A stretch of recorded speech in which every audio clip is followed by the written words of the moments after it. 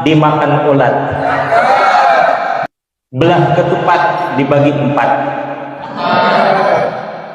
Kalau seandainya lahiriah kita tertunduk kepada mengikuti syariat dan lahiriah kita, batiniah kita mendapat anugerah ketenangan di dalam makrifat, itulah tanda antara kita dengan Allah semakin luar biasa ibu ya.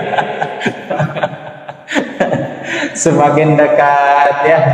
Berarti perjalanan kita hampir sekitar 3 tahun ini membahas tentang syariat, membahas tentang ma'rifat dan bagaimana cara untuk mendapatkan syariat dan ma'rifat tersebut, dan bagaimana cara untuk mendapatkan limpahan rahmah dan barokah dari Allah Subhanahu wa taala, dan juga bagaimana mengistiqomahkan dan mengikhlaskan amaliah kita sehingga segala sesuatu yang kita amalkan semata-mata untuk ridho dan rahmat Allah, insya Allah semakin melekat dalam hati. Alhamdulillahirabbil alamin.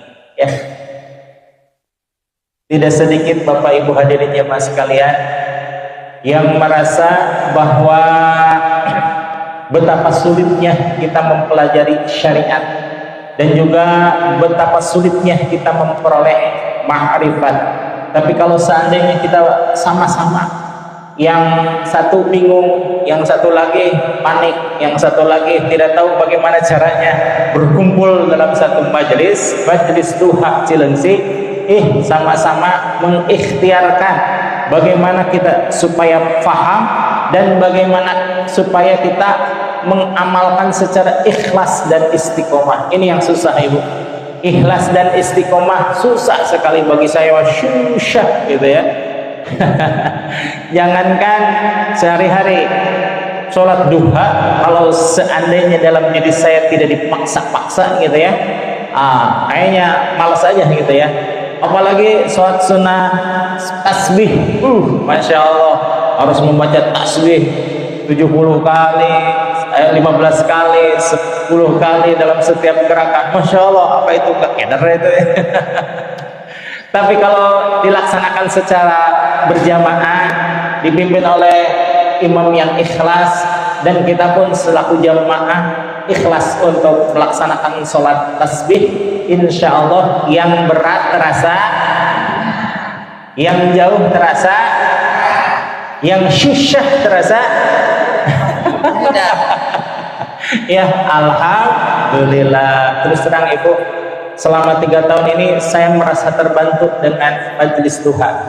Ini bukan berarti kami antara Umi dan Abi mengajarkan kepada hadirin bapak-bapak ibu sekalian, tidak. Ini mah hanya sekedar saya belajar, cuma belajarnya di hadapan bapak-bapak dan ibu-ibu.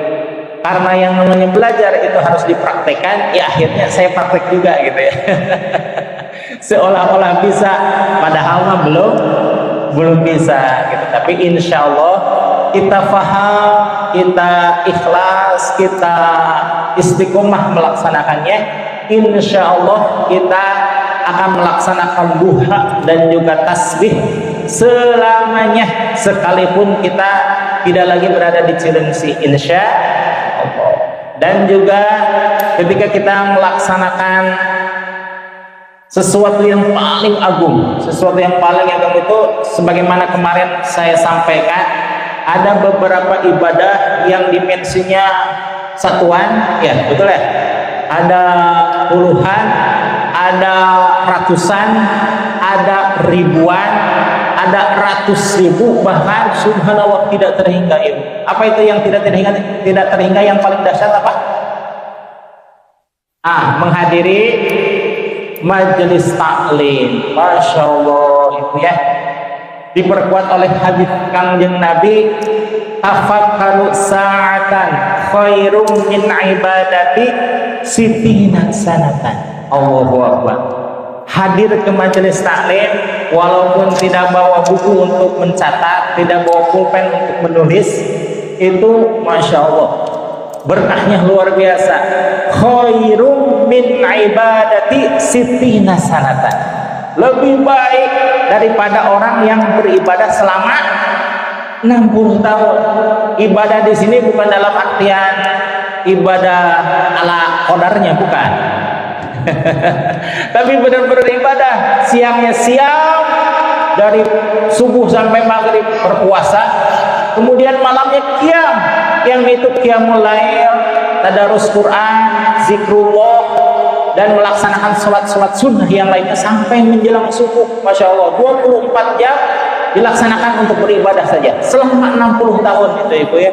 Allahu Akbar. Dibandingkan dengan kita nih, umat Rasul katakanlah kita pernah hadir majelis taklim 1 kali, dibandingkan, Masya Allah, ini walaupun ibadahnya sekitar kebak 24 jam dibandingkan kita 1 jam 1 saat, ya namanya juga sesaat ya. Saatan khairum, saatan itu sesaat atau beberapa menit, katakanlah paling banter itu 34 menit lah ya, 34 menit 1 jam. Maghrib sampai isya 34 menit kan, 34 menit dibandingkan dengan kita, kira-kira jauh siapa? Lebih baik siapa? Aku yakin lebih baik siapa? Yang jawab cuma 3,5 orang. Saking menjaga hati yang tak jadi sombong. Kita boleh lah takut karena nggak yakin. Kita boleh itu ya berbangga selaku umat Kangjeng Nabi karena hadis ini. Tafakkaru sa'atan khairum min ibadati sitina sanatan. Bahkan di dalam Sirrul Asrar yaitu Syekh Abdul Qadir Al-Jilani, bahwa hadis itu ternyata ada beberapa syarahnya. Yang pertama sanatan, tafakkaru sa'atan khairun min ibadati sanatan. Berfikirnya sesaat, menghadiri majelis taklim walaupun sebentar, khairum min ibadati sanatan, lebih baik daripada beribadah 1 tahun. 1 tahun itu bagaimana? 1 tahun kalau seandainya membicarakan majelis itu membicarakan masalah-masalah ubudiyah. Ubudiyah itu masalah apa? Masalah ilmu fikih. Masalah ilmu fikih, karena ini sudah umum, katakanlah sudah menyeluruh tentang amaliyahnya dan juga sudah kuat tentang akidahnya, maka yang dibicarakan hanya masalah fikih saja, hanya masalah ta'abudiyah saja, ibadah kepada Allah Subhanahu wa taala, maka bandingannya itu lebih baik daripada ibadah 1 tahun. Tapi kalau seandainya, subhanallah, seandainya berbicara masalah akidah, berbicara masalah tauhid, mempelajari masalah aqaid, jadi menguatkan keimanan kita kepada Allah, itu naik derajat. Hadisnya bukan sanatan lagi. Tafakkaru sa'atan khairum min ibadati sab'ina sanatan. Kalau tadi sitina ya, kalau hadis umumnya sitina, tapi kalau di dalam Sirrul Asrar sab'ina sanatan, lebih baik daripada 70 tahun beribadah. Masya Allah ya, umat Kangjeng Nabi siapa yang beribadah puluhan tahun dan ratusan tahun? Pasti itu umatnya bukan umat Rasulullah, umat-umat sebelumnya, katakanlah ya. Kayak umatnya Nabi Musa alaihissalam ada yang beribadah sampai 450 tahun. Kita bahkan nggak ada, udah 80 tahun juga gitu ya, wah udah rempok lah gitu ya. Tapi kalau umatnya Nabi Musa, umatnya Nabi Nuh, umatnya Nabi Adam alaihissalam ratusan tahun gitu. Tapi dibandingkan dengan mereka, dibandingkan dengan ibadah kita yang hadir ke majelis taklim walaupun sesaat, khairum min ibadati sab'ina sanatan. Ada yang lebih dahsyat lagi. Apa itu? Membicarakan tentang makrifat kepada Allah. Kira-kira majelis yang membicarakan tentang makrifat kepada Allah itu majelis apa? Ya diantaranya majelis doa lah itu. Aduh agak sombong dikit. Secara umum bukan majelis doanya. Ilmunya tentang apa? ilmu ilmu tasawuf. Subhanallah. Coba ibu cari di Cileungsi ya, Cileungsi. Banyak nggak majelis-majelis tasawuf? Jarang. Coba dari awal sampai akhir majelis duha membicarakan masalah apa? Apakah membicarakan masalah hutang? Apakah membicarakan masalah fikih? Tidak. Kenapa? Masalah fikih sudah banyak yang membicarakan, membahas. Majelis duha membicarakan masalah tauhid, juga dibicarakan tentang masalah tauhid, tapi lebih dominannya tentang masalah tasawuf. Tasawuf ini digabungkan dengan sulamut taufik. Sulamut taufik itu perpaduan antara tasawuf, fikih, dan juga tauhid. Tapi kalau al-hikam, al-hikam yang ditulis oleh Syekh Ibnu Athaillah As-Sakandari yang menyimpan 265 bait syair-syair tentang hikmah yang terkandung ketika hikmah 1, hikmah 2, hikmah 3, hikmah sampai sekarang udah hikmah yang ke 110. Masya Allah. Terus terang ibu, terus terang, rasanya bukan berarti saya mengagungkan al-hikam ya, rasanya ketika saya membuka kitab-kitab dari awal sampai akhir, ketika saya mondok sampai sekarang, kitab yang paling membuka tentang masalah ketasawufan itu adalah al-hikam. Bahkan ketika mohon izin Abi dan Umi berkesempatan untuk mengunjungi makam Tuan Syekh Ibnu Athaillah As-Sakandari di Alexandria, Mesir, seolah-olah beliau merestui akan pengajaran al-hikam. Ya, alhamdulillah. Saya kebetulan ada satu metode yang memungkinkan, gak apa-apa ini diungkapkan ya, karena semuanya udah pada paham. Ada satu metode yang memungkinkan saya berkomunikasi dengan orang yang saya kehendaki. Apa itu? Robito. Robito itu sejenis dengan tawasul, tapi kalau tawasul kepada umum, tapi kalau robito, assalamualaikum ya malikaz zaman wa ya imam al-makan wa ya qaima bi amri rahman wa ya naiba rasulillah sallallahu alaihi wasallam ya manzilu minas samai wal ardi aidatuhu ya man warithal kitabi ya man naiba rasulillah sallallahu alaihi wasallam agifni al-fat, ya dibacakan yang kita maksudkan ila hadrati syekh siapa gitu ya, al-fatihah. Itu seolah-olah kita hadir berkomunikasi dengan ulama yang dimaksud. Dan alhamdulillah saya dari pertemuan tersebut berbuah satu kebaikan lagi. Saya baru sadar beberapa bulan sebelum saya ziarah ke Mesir, saya ternyata sudah membeli kitab yang juga karangan saya Ibnu Athaillah As-Sakandari, yaitu Tajul Arus. Tajul Arus pengantinnya orang-orang yang menuju kehadirat Allah Subhanahu wa taala. Bukan berarti pengantin lahir ya, bukan, tapi pengantin batiniah gitu ya. Dalam artian orang yang senantiasa mempersiapkan hidupnya untuk beribadah kepada Allah Subhanahu wa taala. Dan itu saya bacakan Tajul Arus tersebut di Masjid Baitur Rahman. Baitur Rahman Geria Pratama, Mas. Gitu ya. Saya mohon izin, wahai Tuan Syekh, saya mengaturkan terima kasih. Betapa saya sangat terbantu dengan adanya pengajian Al-Hikam. Bolehkah saya membacakan lagi kitab yang ditulis oleh Tuan Syekh? Sambil lalu saya alhamdulillah beliau menyatakan Bukankah kamu sudah mempunyai kitab yang saya tulis? Apa? Tajul Arus, betul. Pas saya ke rumah, betul. Pulang ke Indonesia, Tajul Arus itu sudah ada di depan meja gitu ya, depan meja. Alhamdulillah, pekan depannya saya baca di GPM. Nah ini dalam artian satu hadis yang disyarahi oleh Tuan Syekh Abdul Qadir Al-Jilani, tafakkaru sa'atan khairum min ibadati alfina sanata.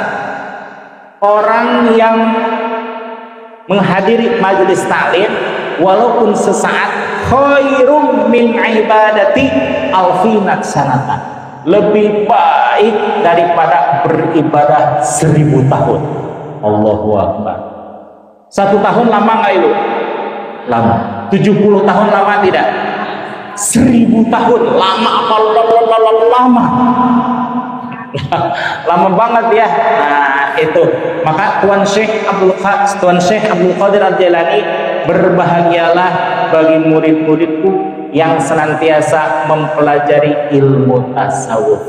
Karena ilmu tasawuf itu satu contoh dari penafsiran Tuan Syekh Abdul Qadir Al-Jilani. Ibu dapat ghairil maghdubi alaihim waladdallin.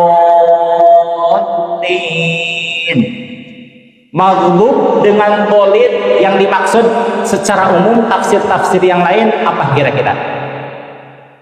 Ghairil maghdubi alaihim waladdallin. Bukanlah jalan orang-orang yang maghdub itu yang dibenci oleh Allah Subhanahu wa taala karena senantiasa membangkang, waladdallin, dan juga orang yang tersesat karena menyamakan azab sebagai putra Allah.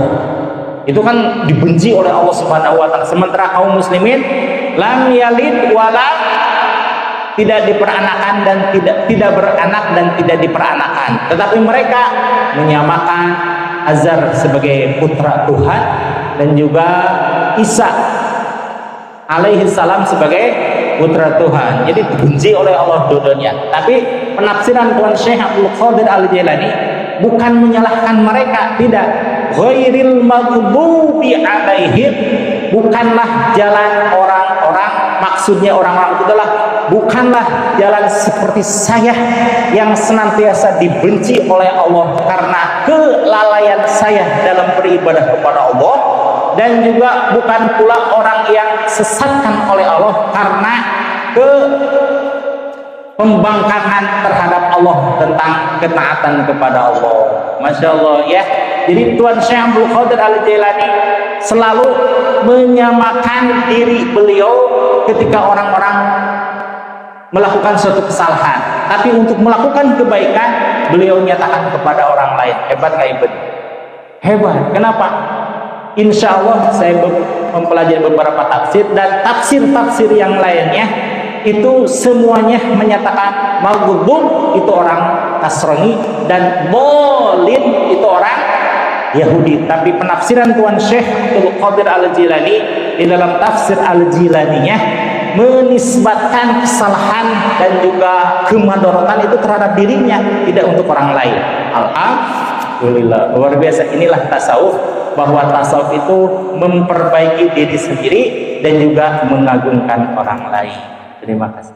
Hadirin jemaah sekalian, sebagai tabarukan kepada kalam dari Syekh Ibnu Athaillah As-Sakandari, hikmah yang nomor 110, beliau menyatakan, waqala al-musannifu, berkata Tuan Syekh al-musannif yang penyusun kitab ini, yakni Syekh Ibnu Athaillah As-Sakandari, mata ja'alaka, di mana Allah menjadikanmu, fi zahiri, dohirnya, mumatsilan di amrihi, selalu mengikuti perintah Allah.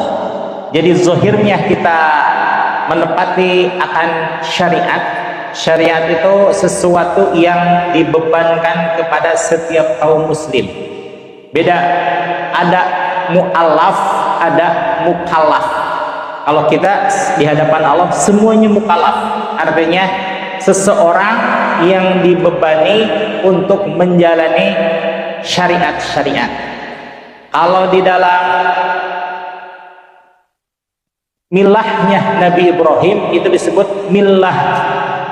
Tsumma auhayna ilaika anit tabi' millata Ibrahim hanifa. Dan kami wahyukan kepada engkau wahai Muhammad untuk mengikuti milahnya Nabi Ibrahim alaihissalam. Apa yang diperintahkan Nabi Ibrahim? Yang diperintahkan Nabi Muhammad untuk mengikuti Nabi Ibrahim, salah satu diantaranya ibadah khitan. Itu berasal dari Nabi Ibrahim. Kemudian ibadah kurban berasal juga Nabi Ibrahim, dan juga ibadah haji itu merupakan milahnya Nabi Ibrahim. Tapi tidak semua milah nabi-nabi sebelumnya harus diikuti oleh Nabi Muhammad SAW. Mana contohnya? Seperti halnya milahnya Nabi Musa alaihissalam. Kebayang ibu kalau mengikuti milahnya Nabi Musa alaihissalam, kita niscaya kehabisan baju. Yang paling senang tukang jahit baju. Kenapa? Dikit-dikit minta jahitin, dikit-dikit minta jahitin. Kenapa? Ketika Nabi Musa alaihissalam, salah satu milahnya adalah kalau pakaiannya kena kotoran, maka membersihkannya gimana? Menggunting, hilang gitu. Yang paling senang yang mana itu? Yang punya tukang penjahit, panginan katanya. Tapi itu tidak dijadikan milahnya Nabi Ibrahim alaihissalam, Nabi Muhammad sallallahu alaihi wasallam, sebab Nabi Muhammad sallallahu alaihi wasallam hanya diperintahkan mencucinya saja. Kemudian satu lagi, bahwa milahnya Nabi Musa alaihissalam ketika beliau mendapatkan suatu dosa, melakukan suatu dosa, cara membersihkan dosa tersebut dengan bagaimana? Harus dengan bunuh diri. Kebayang kalau saya tadi bunuh diri. Ini saya banyak umat yang tidak mau masuk Islam. Kenapa? Takut katanya, masih senang hidup ini katanya. Tidak. Cukup dengan Nabi Muhammad SAW dengan 3 syarat. Pertama, an-nadmu, merasa menyesal dengan perbuatan yang telah diperbuat, kemudian berjanji tidak akan mengulangi, dan juga bertobat taubatan nasuha, dengan salah satunya mengucapkan astaghfirullahaladzim. Satu kali mengucapkan astagfirullah, hilang itu dosa. Bagaimana kalau dosanya, saya mah dosanya besar ya Allah, saya tidak sanggup untuk meneruskan dosa-dosa ini. Maka ada satu amalan yang mengkhususkan untuk istighfar. Apa itu? Mandi taubat. Mandi taubat caranya setelah memasuki malam sekitar pukul 3 atau pukul 4, kita mandi. Setelah selesai mandi seperti biasanya, kemudian diniatin untuk mandi taubat. Nawaitul ghusla litaubati sunnatal lillahi ta'ala. Saya mandi taubat sunnah karena Allah subhanahu wa ta'ala. Diguyur tiga gayung. 1, 3 ya, 3 gayung. Kemudian kiri 3 gayung, tengah 3 gayung. Dengan membaca karena ini Al-Quran, di dalam hati bacaannya Rabbi anzilni munzalam mubarakan wa anta khairul munzilin. 3 kali. Salah satunya dulu ketika saya mengamalkan pertama itu mandi tobat, yang satu yang sakit mata ya udah sembuh, yang satu lagi pengen rumah, alhamdulillah diijabah sama Allah, yang satu lagi saya pengen sekolah, diijabah sama Allah. Jadi Rabbi anzilni munzalam mubarakan wa anta khairul munzilin. Ya Allah, anzilni munzalan mubarakan, tempatkanlah saya di suatu tempat yang penuh dengan berkah. Itu 2 makna. Pertama, berkah karena tidak lagi melakukan suatu kesalahan. Yang kedua, berkah karena zuhiriyahnya apa yang kita cita-citakan itu tersampaikan. Saya pengen mendapatkan sekolah, jadi ke sekolah, padahal saya nggak punya uang, nggak punya tanah. Ala qadarnya namanya juga. Ya gitu ya. Jadi dengan niat karena Allah, apapun yang menjadi keinginan selain daripada itu Allah berikan pula. Masya Allah ya. Kemudian mata ja'alaka fi zahiri muttasilan li amrih, apabila Allah telah menjadikan zahirmu senantiasa mengikuti perintahnya, dalam artian zahir kita untuk melaksanakan syariat-syariat Allah Subhanahu wa taala, wa razaqaka fil batinil islama litahliqahrihi, dan menganugerahkan batinmu dengan pelimpahan ma'rifatnya kepada Allah Subhanahu wa taala. Kan kalau syariat zahirnya syariat dan batiniahnya ma'rifat, ini yang jadi natijahnya ini. Faqad a'zama 'alaikal minnah. Faqad a'zama 'alaikal minnah, sungguh Allah telah menganugerahkan keistimewaan yang sangat luar biasa kepadamu.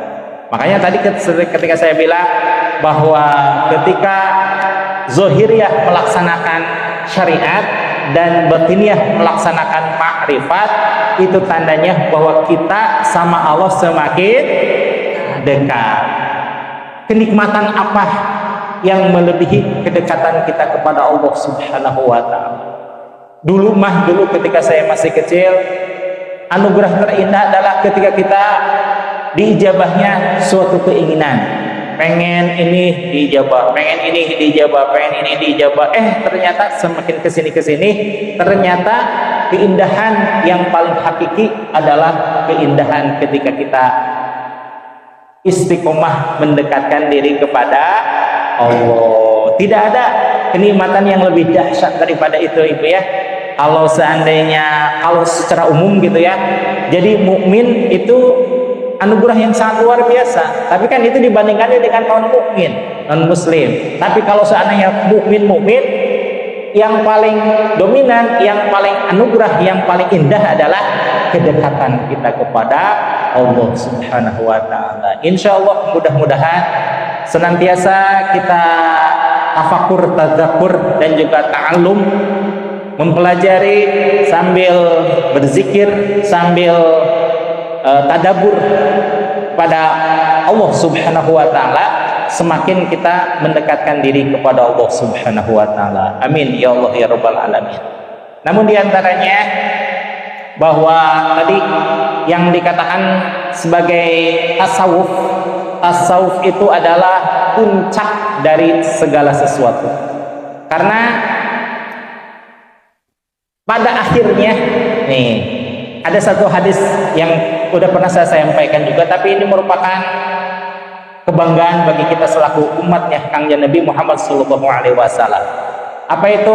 Dalam hadis dikatakan, man mata fi thalabil ilmi, barang siapa yang meninggal di saat mencari ilmu, bukan saja berarti kita ada di majelis taklim, bukan, tapi ketika kita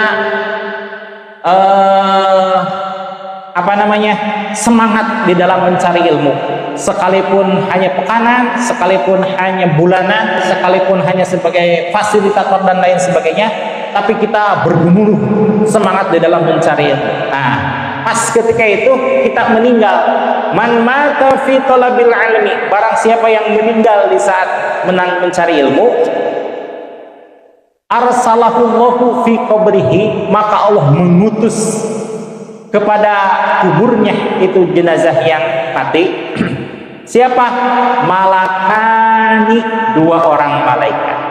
Yu'allimanihi, yang mengajarkan kepada dia ilmul ma'rifata, tentang ilmu ma'rifah. Masya Allah, Ibu ya. Yang selama ini kita menyangka bahwa ilmu ma'rifat, bagaimana ini? Saya belum hafal kitab ini, saya belum hafal ini, nazum ini, saya belum hafal yang kaidah ini. Jangan salah. Insya Allah nanti kita ketika meninggal itu ada dua orang malaikat yang Allah utus khusus untuk mengajari kita. Kalau kita belajar SD berapa tahun? Nah, SMP 3, SMA S1 4, S2 2 S3 3 tahun ya. Tergantung ya boleh. Sekitar 21 tahun lah. 21 tahun kita insya Allah jadi dokter ibu ya. Tapi kalau subhanallah yang mengajar kita 2 orang malaikat, dan wallahu a'lam berapa lama itu belajarnya, entah ribuan, entah puluhan ribu sampai yaumul qiyamah gitu ya. Fa arsalahu tsumma ba'athallahu, kemudian Allah bangkitkan orang tersebut aliman wa arifan, masya Allah, sebagai orang alim yang cerdas keilmuannya, wa arifan, dan juga orang yang bermakrifat kepada Allah, masya Allah ya. Jadi kita tidak usah merasa kecil hati, banyak hal-hal yang belum dipelajari tentang makrifat. Suatu saat nanti ketika kita meninggal, Allah menganugerahkan kepada kita. Kalau yang lainnya ditidurkan oleh Allah Subhanahu wa taala. Nah, kalau saya memilih yang ini, memilih ya diajarkan oleh malaikat tentang ilmu makrifat. Kan ada tiga macam itu ya. Kalau para nabi dan para wali, al-anbiya wal auliya yusalluna fi kuburihim kama fi buyutihim.